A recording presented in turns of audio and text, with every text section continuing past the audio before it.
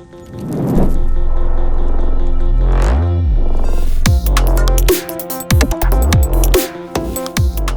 everyone, thanks for tuning in to Talks with Titans. At Prodigy Leadership Academy, we're on a mission to facilitate the passing of torches and wisdom from people who have lived lives of success and impact onto our students. In this week's episode, students Bethany and Brantley had the opportunity to learn from Mr. Jerry Stone. Mr. Stone grew up in Jackson, Missouri, and graduated in 1960 from Jackson High School. Instead of college, he opted to join the Missouri National Guard at age 18, going on to spend 30 years in the Missouri National Guard and Army Reserve, obtaining the rank of Lieutenant Colonel. He married Miss Nancy Hartle in 1961, and the two will be celebrating their 63rd year of marriage in December of 2024. He's the former president of Cape West Rotary and Missouri Savings and Loan League, as well as the former chairman of Claremont Technology Group Incorporated of Portland, Oregon. He served on the board of directors from the founding of the company in 1989 through a successful IPO and subsequent merger with Complete Business Solutions Incorporated in July of 1998. Prior to that, he joined Marketing One Incorporated of Portland, Oregon, which was an early-stage financial services firm involved in the marketing of insurance and securities investment products through a network of banking institutions. He went on to become Marketing One's chairman and chief executive officer as the firm grew to serve over 230 financial institutions nationwide and generating over $1 billion in annual sales. Mr. Stone's previous background also includes 15 years in the banking industry as a senior executive and board member with financial institutions in the Jackson and Cape Girardeau, Missouri area. I have to say, even with such an incredible life resume, Mr. Stone is so very humble and generous and kind, and the wisdom that he shares in this episode is really just so priceless. So without further ado, here's Mr. Jerry Stone. Hello, everyone, and welcome to Talks with Titans. We are very excited today to have our two high school Prodigy interviewers. This is Bethany and Brantley. And Bethany's a junior and Brantley's a senior. They have a lot of good things to look forward to. And today is their opportunity to interview our special guest, Titan, Jerry Stone. And I just have to say personally that Jerry has been a Titan in my life because I have been walking out this mission of Prodigy Leadership Academy for a number of years. And my wife, of course, has been my greatest partner and champion in the journey of adventure. But we've had people come alongside who have been highly supportive and very encouraging and have actually even poured into the mission that we are carrying out. And Jerry and his wife, Nancy, are those people. And I've always said every time I get to spend a little bit of time with Jerry and Nancy, I come away built up, encouraged, replenished. I feel like I'm a better person because of time with them. And I think it's because they've cultivated a lifelong practice of surrendering to Jesus. I think what comes across very clearly to me is they love the Lord and they live wholeheartedly for His purposes. And I just can't thank you enough for the way that you have been such a powerful champion for the mission of Prodigy. Well, Russell, I'd just say that thank you for your kind words, but as you know, our relationship is a two-way street, that we receive just as much blessing having that relationship with you over the years, and Amy, and we're very, very grateful for that and what you've done here. I'm very proud of you and Amy and your entire staff here. Thank you. Yeah. I know a little bit about Jerry's background, about your background, but I'm excited to learn more today. I know that you had a career in banking and the investment world, and from what I understand, you, along with some other people, invented and articulated an investment system, a product. And so I'm very excited to hear how some of that happened, but even more so, I'm excited today to hear some things about your home relationships, your family life. You and Nancy have what appears to be such a strong, long-time marriage and great relationship. And I love hearing about how that's happened as well. But I know today Brantley and Bethany are going to be the main ones interviewing, but occasionally I might drop in a question because I'm just excited to learn. And I think maybe as we go through some of these questions, Brantley, you're going to get some answers to the questions that you talked about. Very good. Yeah. So why don't you guys start out? So what do you think have been the two biggest things that developed your success in life?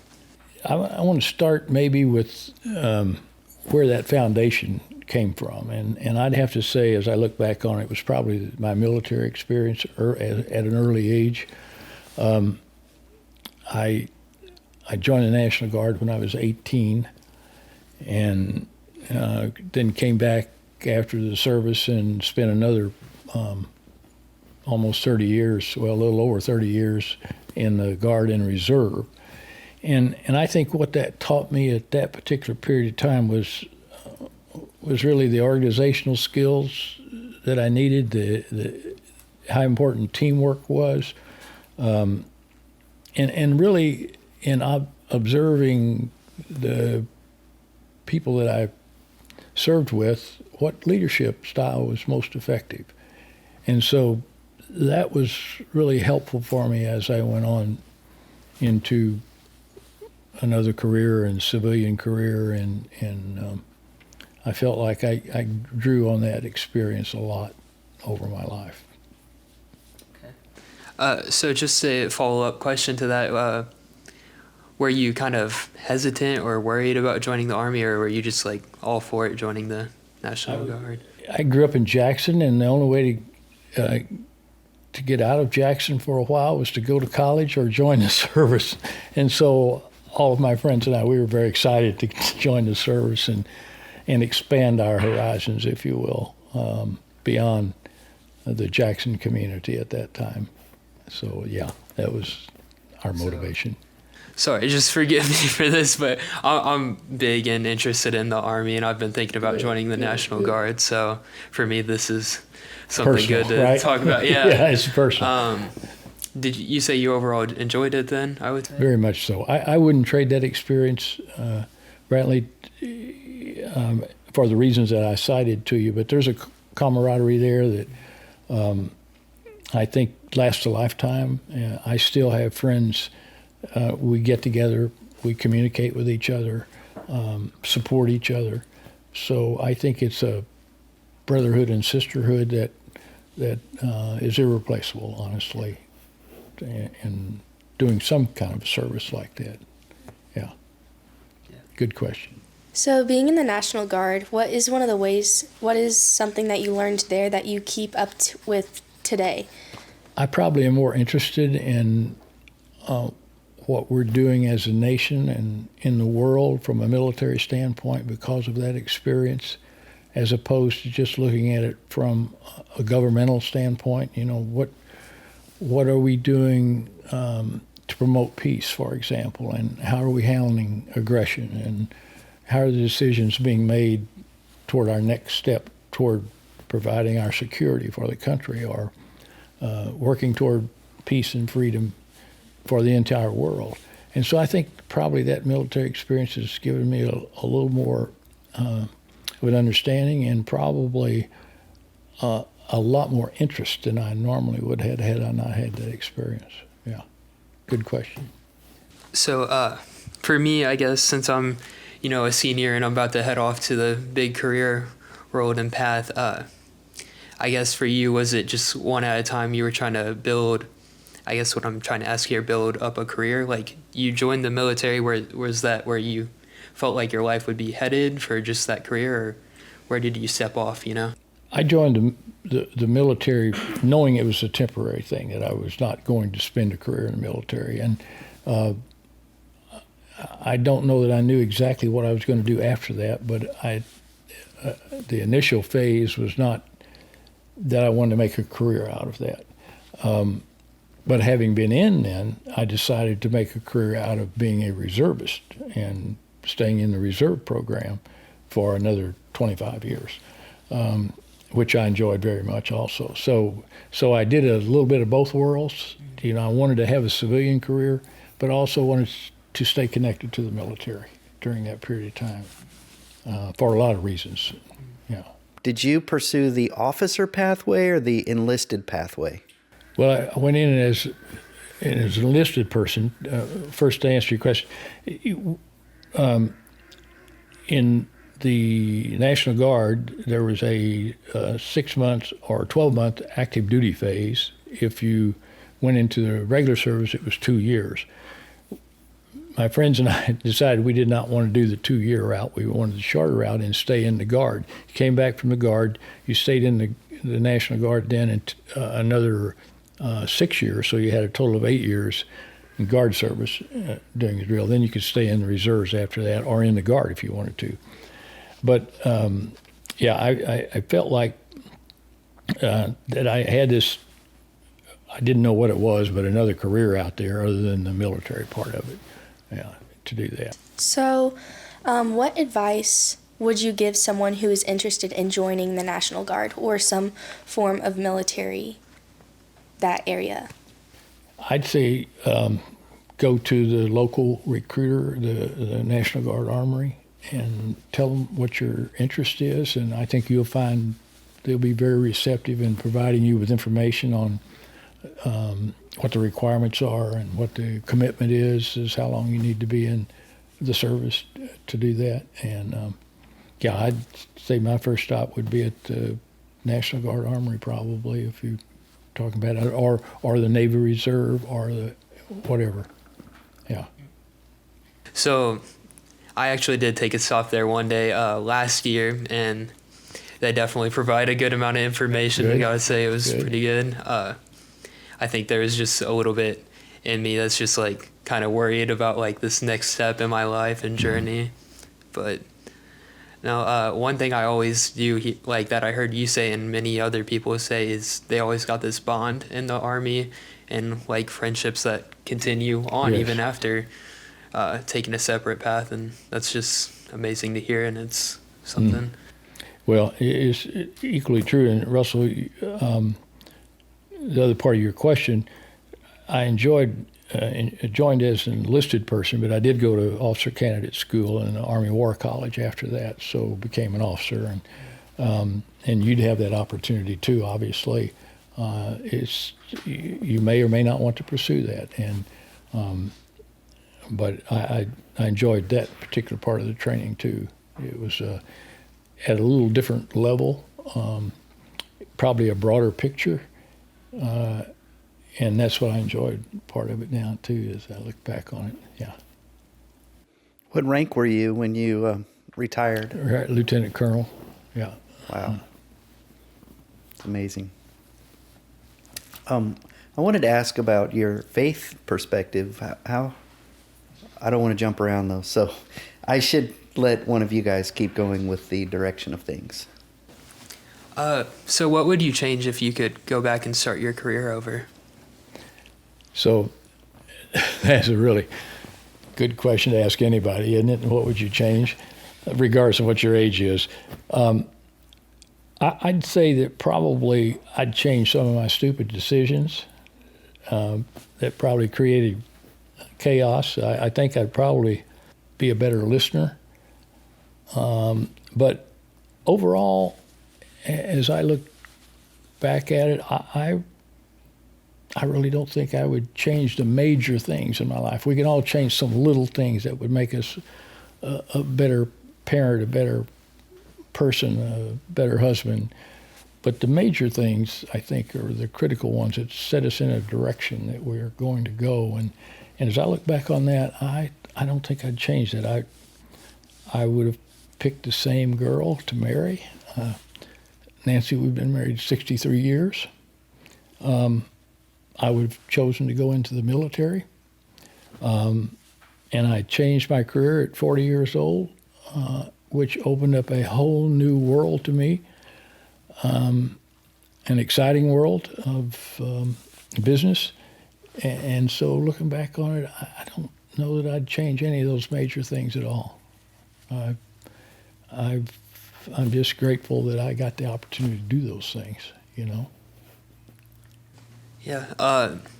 So I may not have a whole big career in all of this or anything yet, but I think... Never know. Yeah. But I think some people do often look back at that and it was like, oh, if I could change this, or what if I would change this? They do. And recently, or more so recently, even like the small things or the bigger things, I don't know that I would change anything either, because it's kind of what makes you who you are. No matter the good or bad, you are who you are from those experiences. So, well, see, that's a great observation, in that I don't think God wastes an experience. So every experience that we have, whether it's good or bad, there is a learning event that occurs, and it prepares us better for the next responsibility or the next situation that we're put in. We're able to draw on that. So all those combined make up who we are, and both good and bad. And sometimes, as you know, we learn more from our bad experiences than we do from the good ones when there's not a lot of stress or strain going on with what we're doing. So you mentioned you and your wife Nancy had been married for 63 years. So did you meet her before you joined the National Guard, or did you meet her after? So what's like the timeline? She's my high school sweetheart. Yeah. We started going together when we were juniors. And so felt like, you know what? Why don't we just continue this after high school, and got married when we were 19. And I went to work and she went to college. And well, I went in the Guard and came back and went to work, and she went to college. And as they say, the rest is history. So one other thing I was wanting to ask is, for all that, did you have any mentors, and if so, how did they impact you? So good question there. And looking back on that, I think I had 3 in my life. My father, starting with, he was a disabled, get this, World War I veteran, not 2, 1. He was 50 years old when I was born, and his previous wife had passed away, and he had remarried my mother, who was 12 years younger. So she was 38, and he was 50. So he was unable to hold a job because he was disabled, but physically it would be hard to tell. So growing up, I spent a lot of time with him, and he taught me, I think, the core values of kindness, of gentleness, of generosity. He was just a special person. He'd help anyone, whether he had the resources to do it or not. So that was sort of the foundation that he kind of launched me on after leaving the home. And then my first job, really, I went to work for a small, what they call then a small loan company, a small finance company. We made very small loans to individuals. And Mr. Wilson was one of those individuals that just was a natural mentor. He encouraged me, he supported me, he taught me along the way, he counseled me along the way, and gave me opportunity to fail. One of my first jobs was collecting past due accounts. And that's a difficult thing to do. And how he told me and taught me to go about that taught me so much about humanity and the individual, and he taught me how to respect people regardless of their position in life, which was so valuable, so valuable.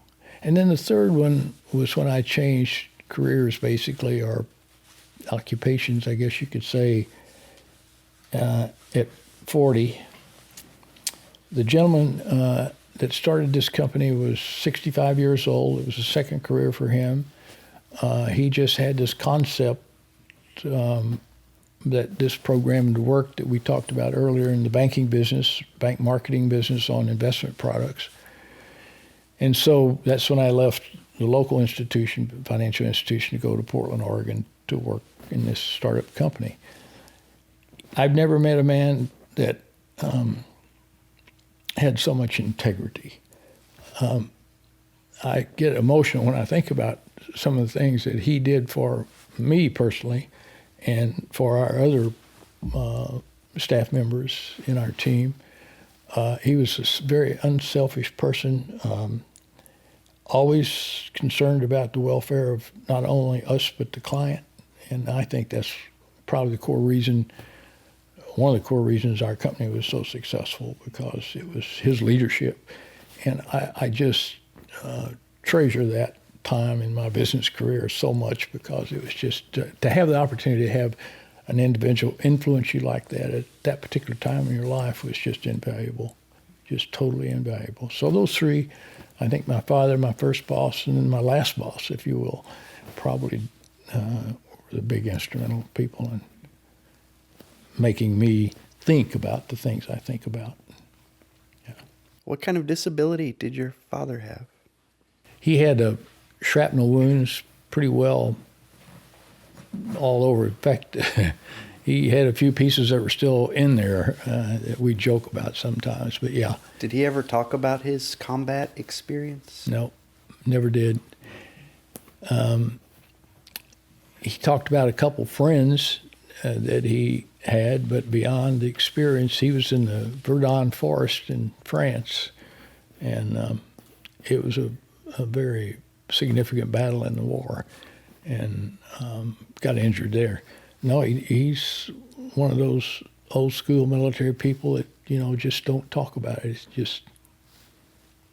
Did he encourage you toward the military, or did he not do one where or away from it, or neither? No, he was pretty neutral on that. When I told him that my friends and I were thinking about joining the Guard, he said, "Well, I think that's a good idea."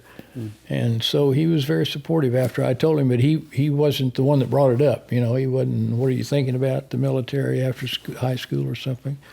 But when I told him that we were talking about it, he was very encouraging and very supportive of it. Yeah.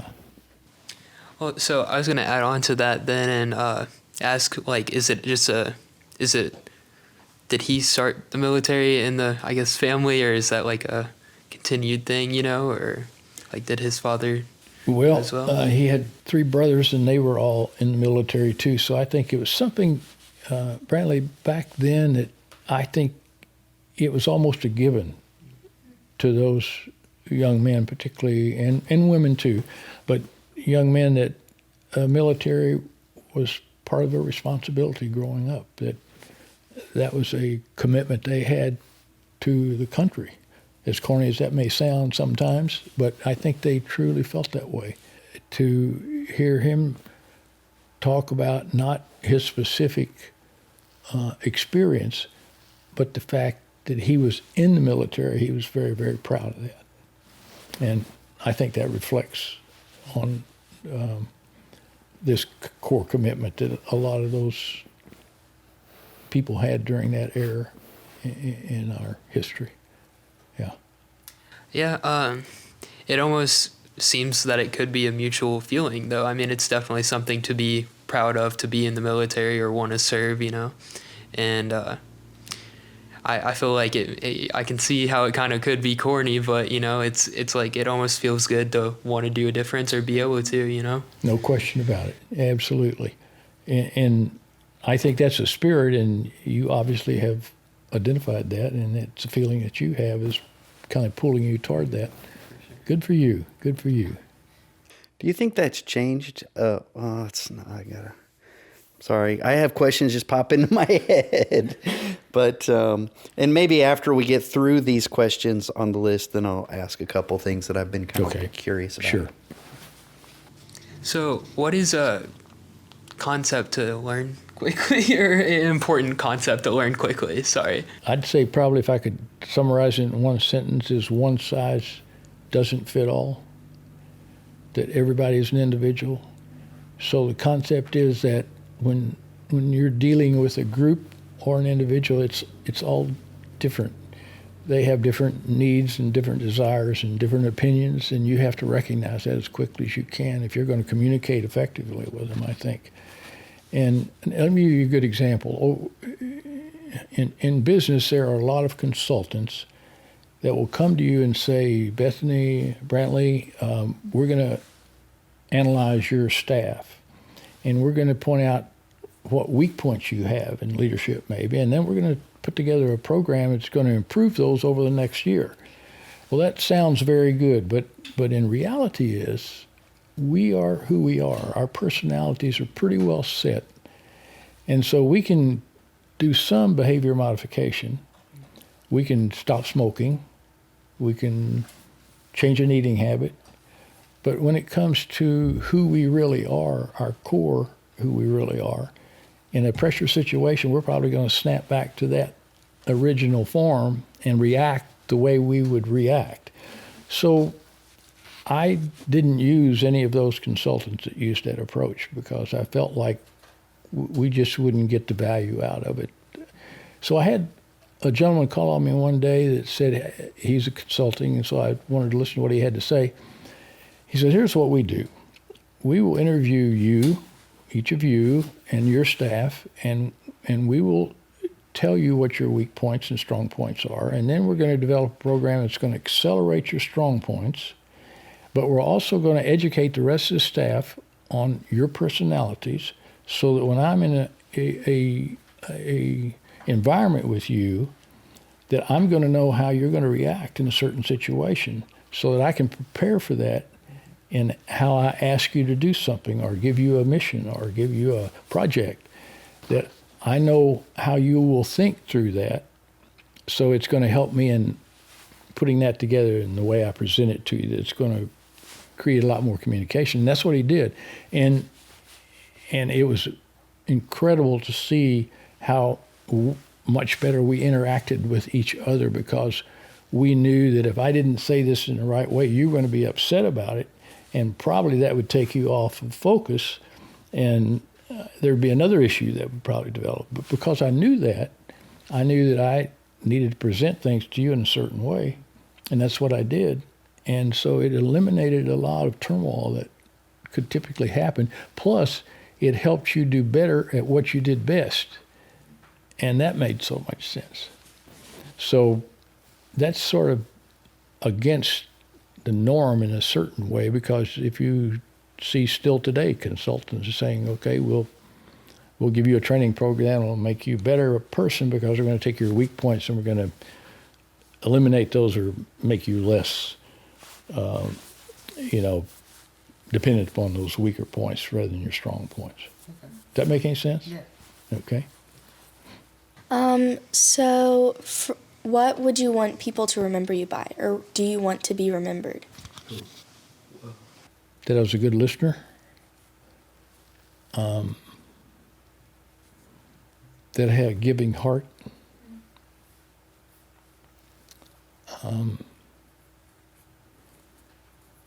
That I give credit to God for giving me the opportunities that I've had. Yeah. You said you want people to remember you by giving God credit through the opportunities that you've had in your life. So what are some of the ways that you've seen God's hand throughout your life? Significant ones are, I think, the opportunity to be in a certain situation at a certain time that couldn't happen by coincidence. You can look at the odds of me having the opportunity to join a Portland, Oregon company that is 2,200 miles away, and I'm in a small community in Cape Girardeau. But to do that on a national scale, that doesn't happen by accident, I think. And I think the fact that Nancy and I have had 63 years together, I think God had a hand in all of that. Those sort of things. And you can take, I think there's so many times as we go through life that God presents us with a situation that we don't really even realize it's God doing that until we're maybe through it at some time and look back on it. But we have to be aware of that this is not a coincidence. I'll give you a small, how God works is so interesting. So we're coming back from Florida one summer, and Stephanie, our daughter, is with us, and she had missed hooking up with her best friend in Cape because she was coming from Texas to drive her mother back down to Texas, and so they had missed each other on this thing, and they were talking on the phone. They were so sad that they couldn't get together. So we're driving on Interstate 75 coming home, and we just randomly pull off to get gas at this service station. And I'm pumping the gas, and all at once I hear Stephanie say, scream, "Cassie!" And it's her best friend who was driving her mother back to Texas, who stopped at that same service station on Interstate 75 at the same time we did. And they got to meet each other and just had the greatest time for 15, 20 minutes there. See, how could that ever happen? Think about that. It just could never happen. So I look at those things as just God saying, I'm here, I'm still here on even little things that aren't important to you. So I think we look at it, if we look through our daily lives for those things that are maybe not very explainable, probably his hand orchestrating some of that. Does that answer your question good enough? Okay. I mean, because no matter if we realize it or not, God's always working. I mean, through every day, he's working. And so I guess just a question that leads on to that, have you always been a man of faith? That's a great question. I grew up in the church. I accepted Christ when I was 13 years old at a Baptist camp. I remember the missionary gave the altar call at the end of the evening, and the hymn was "Just As I Am," without one plea. So I went forward because I felt this emotional urge to do that. But then the next week, really nothing had changed very much. So I'd been going to Sunday school and grew up going to church and checking all the blocks. So here's the way I describe that. I knew the words, I knew the rules, but I didn't know the shepherd. I didn't know the shepherd until I was 64 years old. And so I was in a program that is called Authentic Manhood, and it's the biblical description of what a man's responsibility is and what he really should be. And so that program got me to know the shepherd, and that changed my life. And I'd say, if you ask Nancy, she would give you a double amen on that, because she could tell the difference from that point forward. So it's a great question, but it's an interesting journey. And sometimes you got to remember that's not an event, it's a process sometimes. It can be an event and it can be a little process, but the event happens when you do accept the shepherd. And that's what's exciting about that, because that can happen. It's never too late to happen with that, as with me. Yeah. Yeah. And that's truly amazing. And I think you said Nancy, your wife, I just went blank, said she could recognize a difference. And I mean, that's amazing. Once you become like more, up your knowledge and faith and just your overall relationship with Christ, you become a new person, so exactly. It's amazing. Yeah. I give you a good example of how that works. I was in a small group with a young man who just accepted Christ. And so he came to our small group one morning and he said, you know what, I'm questioning my salvation. I'm not sure I'm really saved. And I said, why would you say that? He said, well, we had a meeting at work the other day, and I got into an argument with these people, and I used foul language. I did all the things that when I got back to my office, I sat down and I was so sorry that I had acted that way. And I said, well, did you go back and apologize to him? And he said, yes, I did. And I said, well, what would you have done prior to accepting Christ? And he said, well, it wouldn't have bothered me a bit. I said, well, you've answered your own question. See, you're a different person. You viewed that situation through different eyes. Your emotions were different. You repent that you did that, and you're regretful that you did that. So you don't have to question your salvation. He's in your heart. You're going to have relapses, but the fact that you recognize that's him working in there. So you don't have to question that anymore. You're there. See how that works? That's the way it works. You're right. We are a new person. And I think even though I was 64, it's kind of hard to be a new person at 64 sometime, but I was a new person after that. Yeah. Yeah.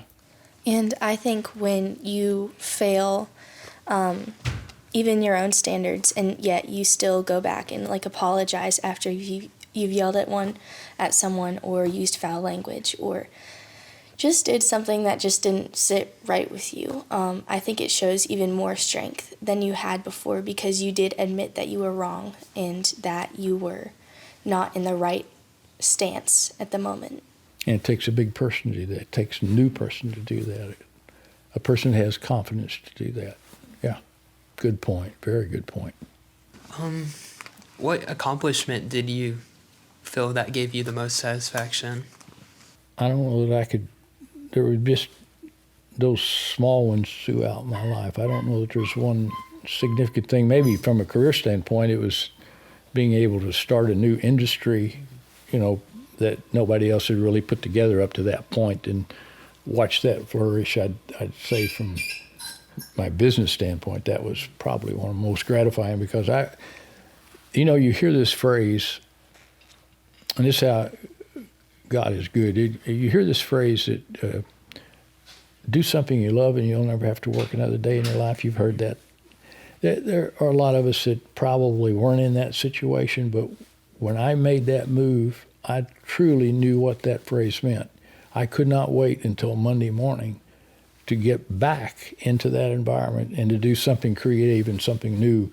And so I think that's the important thing, is we have to follow our passion and follow our heart. Sometimes we get a job just to get a job, and we're not very happy with that, and that bleeds over into our personal life and other things. So focus on finding something you do that you really have a passion or you want to do, even if it takes a little longer, or because you've got your whole life ahead of you. But make sure you have that feeling that I can't wait to get up and do what I do every day and do it a little better or do it a little different, That's exciting. That's exciting. Yeah, I never really put it like that. I've heard the phrase, but it's never really came into action and stuff. I mean, right now I currently have a job. I work at Burritoville, but for me, it's like, sometimes it's up and down. But for me, I also looked at these big opportunities of the military and so on, and that's definitely a passion of mine, and I may end up choosing that career. But for me, I always wanted to be an artist. I always wanted to draw ever since I was like probably 10. So it's been a while that I'm like, oh, I want to do art. But it's always been something holding me down. I'm always like, the pay may not be too well or something like that. But, it's very true. If you do that and you keep it up, then it could totally change for you. It could be a big thing of being an artist may turn into something great. And I would say you have to think about this as a process too, that you may have to make a little sacrifice along the way, and that is you might not be able to make quite as much money as you'd like to make. But is that really important? If you're getting a gratification or a satisfaction from what you're doing, and working at Burritoville is great, because that's only part of the process. That's only a season. You're going to be there a season. That's just a stepping stone to what you really want to get to. And we have to do that sometimes. We have to do some things that we don't like or distasteful that gets us to where we really want to be, and that's okay. And I think that's, again, part of the process of getting to where we want to say, this is it. This is what I want to do for the rest of my life, and this is how I'm going to do it. And that's where I think your focus should always be, and remember that. Remember that as you're going through that part. Yeah. So recently our class has been having a Seeds of Legacy project. So we go to the nursing home and we have these grand buddies, and so we ask them questions about their philosophy of life and just their way of thinking. And my grand buddy, he worked in an ice cream truck industry for like 43 years, and like he didn't like it, but he did it for his family. And I think that he had like just so much strength to do that, but it's not something that I would want to do because I want to enjoy my job but still provide for my family. So, yeah. I think you brought up a very good point. I think what happens sometimes is we almost feel trapped because of the obligations that we have. In other words, I can't take a risk because I have all these responsibilities of my family, of whatever I'm doing. So I can't jeopardize that. So I have to stay in something that I'm not really like. I worked. Our offices in the financial building had a law firm in the second floor. I became good friends with a young lawyer there that was really an excellent lawyer. He's a very intelligent young man. So he was just about getting ready to be partner in that law firm, which is a pretty big step, and it's a very prestigious law firm. So he came down one morning and came in my office and said, "Jerry, I'm moving." I said, "You what?" He said, "I'm moving to Florida." I said, "You got to be kidding me." I said, "You're getting ready to make partner up here in this. That's a big deal." He said, "You know what? Let me tell you why I'm moving. My family's been going to Florida all of my life in the summer times, and my uncle would join us down there with his family. He was in a job that he didn't like, but he stayed there because he always said, when I retire, I'm going to move to Florida." So he said last year he retired, and 6 months later he had a massive heart attack and passed away. He never got to move to Florida. He said, "That's not going to be me.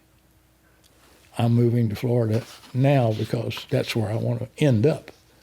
So I always remembered that story because he took that fear of responsibility and opportunity that he was going to get to make here and said, "It's not worth that. Where I really want to be is Florida, so I'm willing to give this up to make this." And guess what? He moved down there, built a very, very successful practice in Sarasota, Florida. And I always have remembered that story when I think about the decisions we have to make about our direction in life. He'd watch his uncle. Every year he went down there to say, "When I retire, I'm moving to Florida. I want to be in Florida." And they never had the opportunity because he waited too long.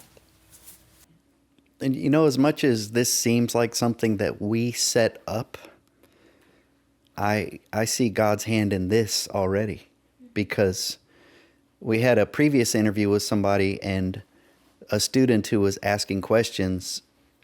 Well, the person we were interviewing shared something about some tension and difficulty with father-son relationship. And a student leaned in a little bit and said, "I kind of have some of that going on too, and I want to ask you a couple things about that." And so it became very relevant to the student. And I just now witnessed that with your military experience. And when Brantley said, "Well, now this is a real thing for me.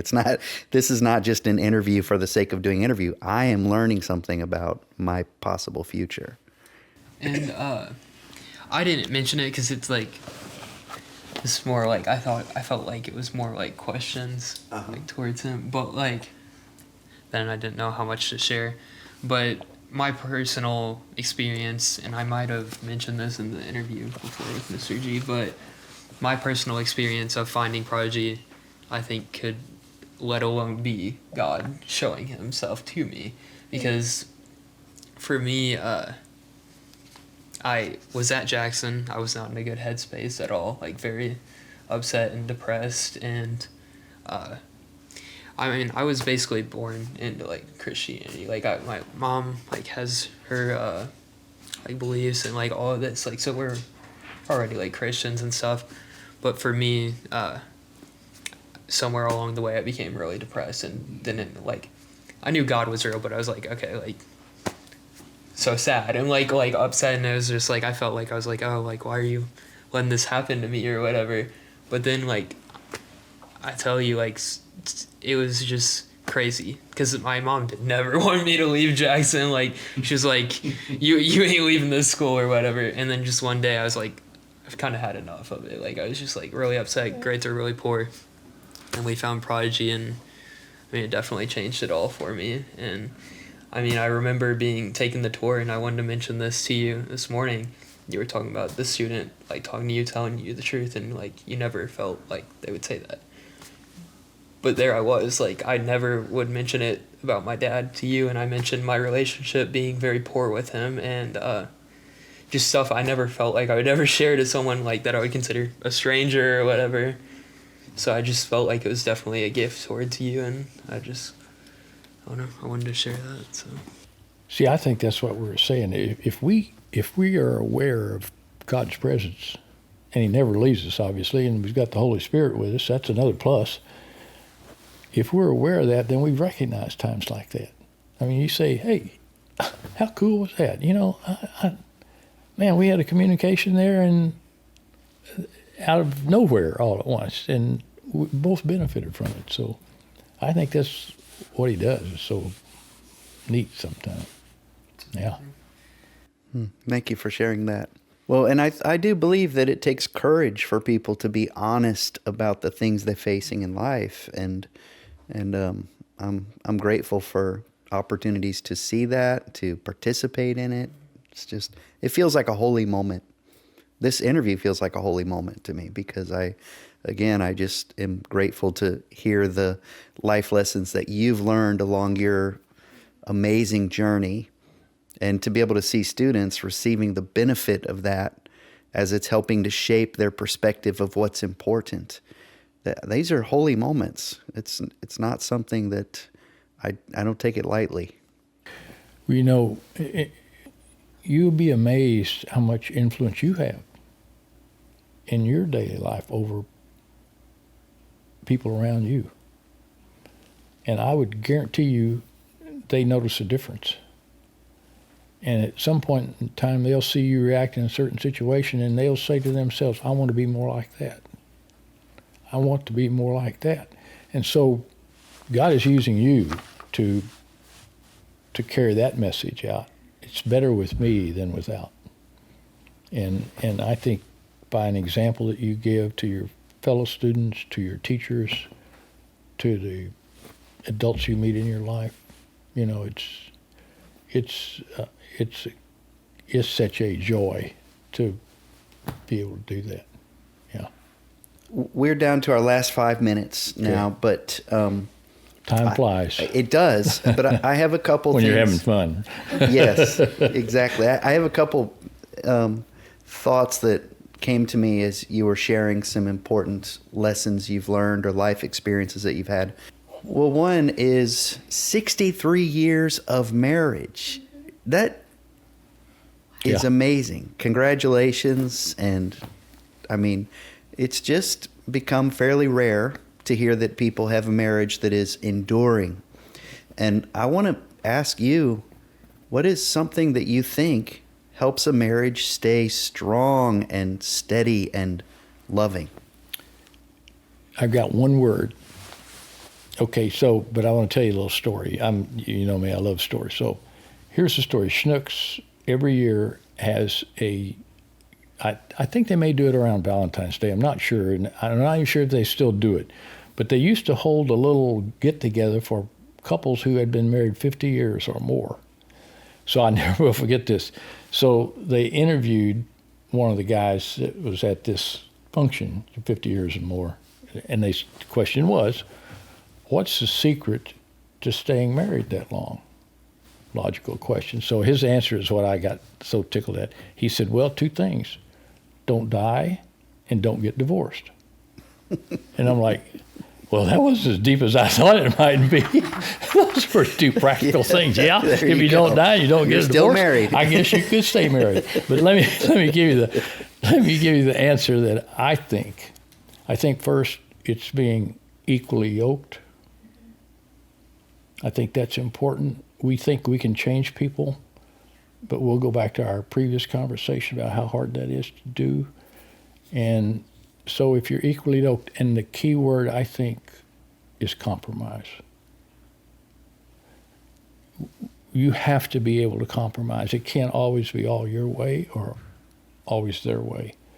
And and Nancy would say this. We've done a lot of that through our marriage, and it's gotten ugly sometimes, but you have to work through that because that core feeling is still there, and you wouldn't want to replace that. So here's some advice when you get married. Don't spend a lot of time on small stuff, worrying, arguing about, discussing small things that don't have any meaning. Here's a way to put a litmus test on that. You start into a conversation, it's something that you didn't do, or your husband didn't do, your wife didn't do that you thought they should have, and all at once it gets a little bit more heated, and you're spending a lot of time on trivial things, really. So just call a time out and say, okay, let's ask this question. Is this serious enough to get a divorce over? And you'll probably look at each other and start laughing. And say, absolutely not. This is just a little thing that bugs me.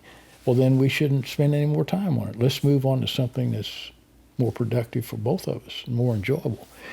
And so I think that ability to work through those times and not get stalled in that, but look at the long range picture and say, okay, do I need to compromise here a little bit to accept this to move us forward, or does Nancy?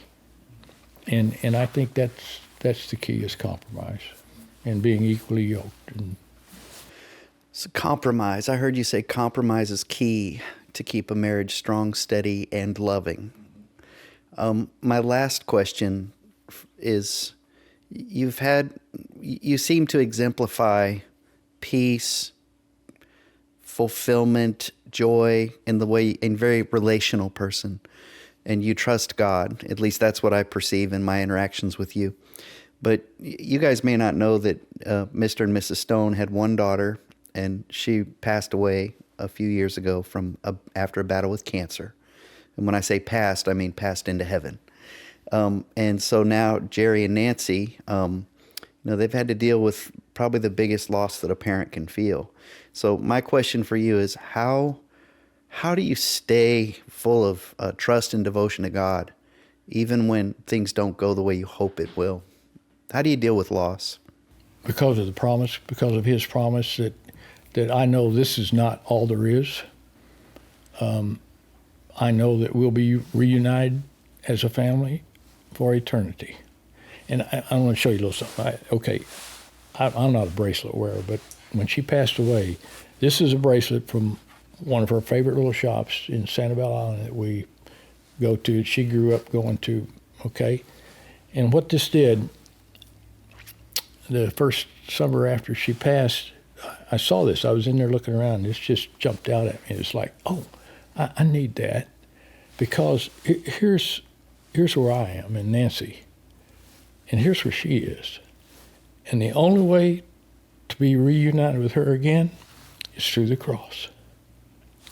And so that is my comfort, is that I shared this with Russell the first Thanksgiving after she passed. She was 52, and her gift to us was twins, a boy and a girl. They were 9 then. She got diagnosed with breast cancer in her 7th month of pregnancy, believe it or not. She had 2 chemo treatments before the babies were born. Now, you talk about frightening. Now, here's how God works. So they told her that you're going to have, we can't wait until you deliver. We got to start chemo now. So the first question is, well, how will that affect the babies, right? You're putting this poison in your body. So here's the deal. The placenta is a filter, and the chemo molecules are too large to go through that filter. Yes. And so they're protected in this little sack in there. And it was just like, only God can do that. What? So that was the beginning. And then I think she used her faith and determination to stay alive as long as she did. And here's the other thing. We prayed every day for her healing, as you would, right? and this is something I mentioned at the service, that we had so many prayer warriors going. You say, why did God not answer that prayer? And I told them, but he did. She was healed. She wasn't cured. She wasn't cured of her earthly disease, but she was healed. Her heart was healed. She's whole, healthy, cancer-free, happy, just waiting on us. So that's what I got to look forward to. Thank you. Thanks for sharing that. And also, it's good for you guys to know that the reason we have the high school classroom for you guys to meet there is because Jerry and Nancy donated that classroom funds on behalf of their daughter, Stephanie. So I see these full circle pictures, how God brings it all together. Yeah. And it seems like everything he does blesses everyone. I mean, Yeah. in ways that we wouldn't even, it's bigger than we can conceive. Yeah. That's true. I'm gonna try to get through this without crying even more. So last week, I lost my aunt to cancer, Your aunt? and just hearing your story and how it's so powerful, how even through the roughest time of your life, it seems like that he still works through it, and it's still for his good and for his glory. You know exactly what I'm talking about now. But see, here's the thing. Don't think you'll get overwhelmed. You will. But you'll also have that comfort that you'll be reunited again. And it's just a matter of time. Yeah, that's all. And they're just patiently waiting on us. I got the better deal of it, really, probably up there, when it gets right down to it. Yeah. Well, I'm very grateful. Again, I feel like these are holy moments, and every time we have an opportunity to connect with someone like you, a Titan. I thank you for the opportunity. I feel exactly the same way. I think this doesn't happen by accident. I mean, this is all orchestrated. And guess what? The two of you are not here by accident. There's a reason that each of you are here.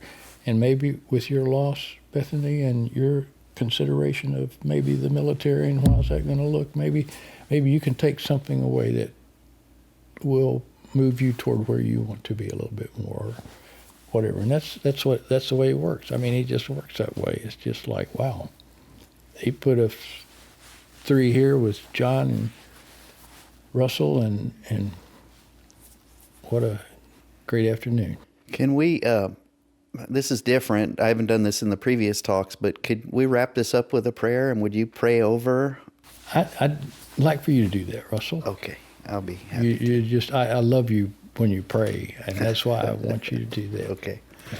Well, God, we just thank you for the privilege of being your children and experiencing your love, your blessings, your favor, your victory, that even in the tough times, you are steady, you are consistent, you are good to us, you're faithful, you're powerful, and we're glad to be surrendered to you. And I thank you, God, for Jerry and Nancy and for the way their lives show people how good you are. And I just pray for favor over them, over their grandchildren, Zachary and Zoe, and God, for Bethany and Brantley, as they're making considerations for their futures, we ask that you would guide every step and that they will be established in intimate relationship with you, and they'll walk out their lives in companionship with you according to your beautiful plans. And we just can't thank you enough, Lord, for being right here with us right now, loving us. In Jesus' name, amen. Amen. Thank you, Russell. Thank you. Thanks so much for tuning into this week's episode of Talks with Titans. I hope you learned as much as I did, and we hope that you'll join us again 2 Mondays from now as we interview another person who is, through and through, a Titan.